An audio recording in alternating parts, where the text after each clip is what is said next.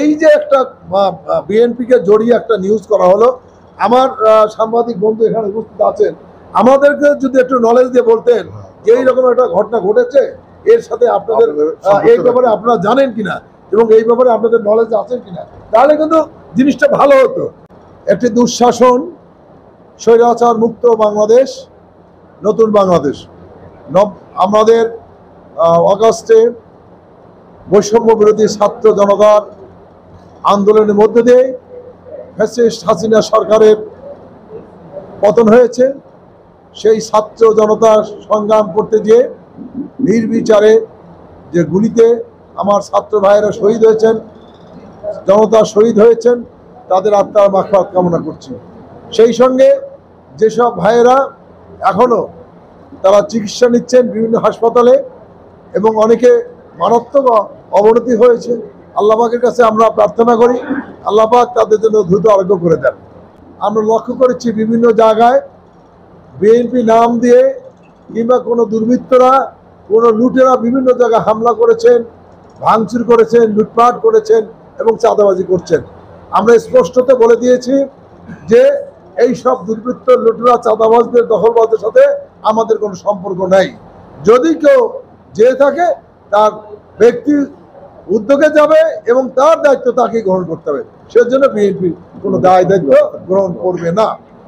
আমাদের সাধারণ সম্পাদক সাহেব বলেছেন যে আপনারা দেখেছেন দীর্ঘ 16-17 বছর কোনো সেক্টরে কোনো নির্বাচন ছিল না। সে ডায়াবেটিক থেকে শুরু করে বলেন, চেম্বার বলেন, রাইফেল ক্লাব বলেন, আপনার বাস মালিক সাহেব বলেন, ক্রীড়া জগৎ বলেন, ওষুধ শিল্প বলেন, যেখানেই যাবেন সেখানে দখল আর দখল। সেজন্য আমরা বলেছি যে আমরা এই দখলের রাজনীতি বিশ্বাস করি না। আরেকটা জিনিস যেটি বলতে চাই সেটি হলো, এটি কিন্তু একটি অন্তর্বর্তীকালীন সরকার দেশ চালাচ্ছেন। এখানে বিএনপি কিন্তু ক্ষমতা আসেনি, বিএনপি ক্ষমতায় নাই। আগামী যে একটি নির্বাচন হবে, সেই নির্বাচনে বিএনপি অংশগ্রহণ করবে। আমরা যেটির জন্য আন্দোলন করেছি একটি নিরপেক্ষ তত্ত্বাবধায়ক আন্ডারে একটি সুষ্ঠু, অবাধ, নিরপেক্ষ নির্বাচন হবে, যেখানে মানুষ স্বতঃস্ফূর্তভাবে নির্ভয় নির্বিঘ্নে তারা ভোট কেন্দ্রে যেতে পারবে, ভোট অংশগ্রহণ করতে পারবে। সেই নির্বাচন আমরা চেয়েছি। আমরা এই তত্ত্বাবধায়ক সরকারের কাছে সেই নির্বাচন আমরা আশা করছি। তারা এমন একটি সুন্দর নির্বাচন দেবেন, সেই নির্বাচনে জনগণ যাকে ভোট দেবে তারাই ক্ষমতায় আসবে। যারা দলের শৃঙ্খলা ভঙ্গ করবে, দলের সুনাম ভঙ্গ করবে নিজেদের স্বার্থে, তাদের সাথে দলের কোনো সম্পর্ক নেই। এবং আমরা ইতিমধ্যে বলে দিয়েছি প্রত্যেকটি সংগঠনকে যে এই ধরনের যদি থাকে তাদের বিরুদ্ধে ব্যবস্থা নেওয়া হবে। আমরা গতকাল একটি নিউজ আমাদের দৃষ্টিগোচর হয়েছে, সেটি হলো ইনকিলাব পত্রিকা একটি নিউজ এসেছেন যে আওয়ামী লীগ, বিএনপি, জামাত মিলে আপনার ডায়াবেটিক সেন্টার দখল। তো সেখানে আমরা এটির তীব্র প্রতিবাদ জানাই যে এই যে একটি ঘটনা ঘটেছে, সেখানে আমাদের মিঠু ভাইয়ের, মামুনুর রশিদ মিঠু ভাইয়ের নাম এসছে। তাকে আমরা জিজ্ঞেস করে বলে আমি এটা জানিই না, এটা জানি না তারা করেছে। আমরা যেটি বলতে চাই সেটি হলো, প্রত্যেকটি সেক্টরে নিয়মতান্ত্রিকভাবে সর্বসম্মতিক্রমে একটি পরিবর্তন হবে। সেখানে ওই সেক্টরে যারা নেতৃত্ব দিচ্ছেন, ওই সেক্টরে যারা সদস্য, তারা যাকে সমর্থন করবে তারাই আসবে। এইখানে বিএনপির পক্ষ থেকে কিন্তু অন্য দলের পক্ষ থেকে কিংবা অন্য জায়গার পক্ষ থেকে ওইখানে যাওয়ার কোনো সুযোগ নেই। আমরা বারবার বলে দিয়েছি এইখানে যাওয়ার কোনো সুযোগ নেই। সেই কারণে আমরা আপনাদের মাধ্যমে আমরা বলতে চাই যে যতগুলো সেক্টরে থাকুক না কেন, সেখানে যে গঠনতন্ত্র রয়েছে, সংবিধান রয়েছে, সেই গঠনতন্ত্রের সংবিধান অনুযায়ী সেই সেক্টরটা চলবে। এবং সেখানে বিগত দিনে যা হয়েছে যে দখলের রাজনীতি, সেই দখলের রাজনীতি পুনরাবৃত্তি যাতে না ঘটে, সেই দখলের রাজনীতি আর যাতে মানুষ না দেখতে পায়, সেইটা আপনাদের মাধ্যমে আমরা জানাতে চাই। এবং আমাদের দলের যদি কোনো নেতা কর্মী এর সাথে সম্পৃক্ত থাকে, তার জন্য আমরা দায়ী গ্রহণ করবো না। এটা দলের কোনো সিদ্ধান্ত না। দলের সিদ্ধান্ত হলো কোনো অবস্থাতেই আমরা কোনো জায়গাতেই দখলদারি, চাঁদাবাজি, এই লুটপাটকারী, দুর্বৃত্ত এর সাথে বিএনপি কিংবা আমার অঙ্গ সহযোগী কোনো সম্পর্ক নাই। যারা এই কাজ করবে তাদের বিরুদ্ধে কঠোর ব্যবস্থা নেওয়া হবে। যে ঘটনাটি আসছে পত্রিকায়, সেখানে এই যে একটা বিএনপিকে জড়িয়ে একটা নিউজ করা হলো, আমার সাংবাদিক বন্ধু এখানে উপস্থিত আছেন, আমাদেরকে যদি একটু নলেজ দিয়ে বলতেন যে এইরকম একটা ঘটনা ঘটেছে, এর সাথে আপনাদের এই ব্যাপারে আপনারা জানেন কিনা এবং এই ব্যাপারে আপনাদের নলেজ আছেন কিনা, তাহলে কিন্তু জিনিসটা ভালো হতো, আমরা বলতে পারতাম। কিন্তু সেই রেসপন্সটা আসেনি। এখন কেউ যদি ব্যক্তিগতভাবে যায়, সেটা কি বিএনপির দায়িত্ব?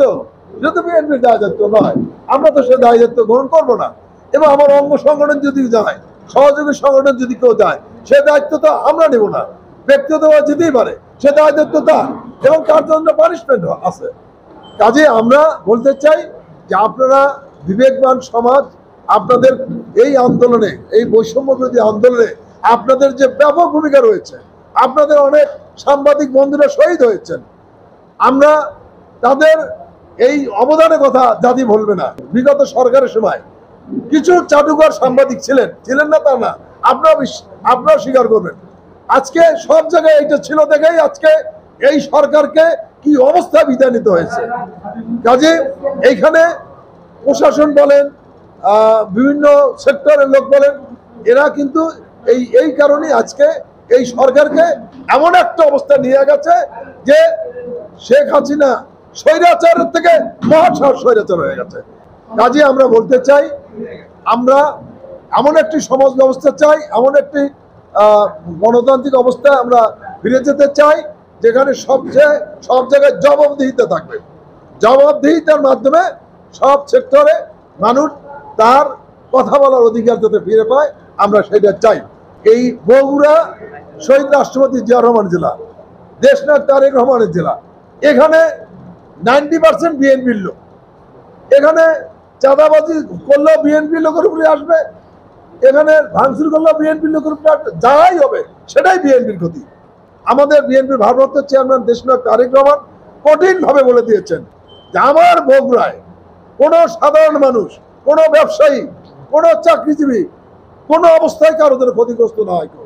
যদি হয় তাৎক্ষণিকভাবে আমরা এদের জানাবেন, আমরা ব্যবস্থা নেব।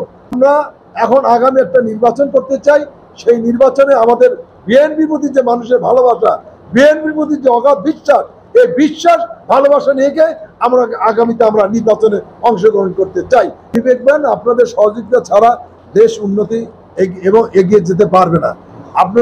আপনারা সজাগ হলে দেশের গণতন্ত্র, আপনার সজাগ হলে দেশের সার্বভৌমত্ব, আপনার সজাগ থাকলে জবাবদিহিতা, এগুলো সবই থাকবে। আর আপনার যদি চুপ থাকেন, কাউকে সমর্থন করেন, তাহলে কিন্তু আমরা দেশ সব জায়গায় ক্ষতিগ্রস্ত হব।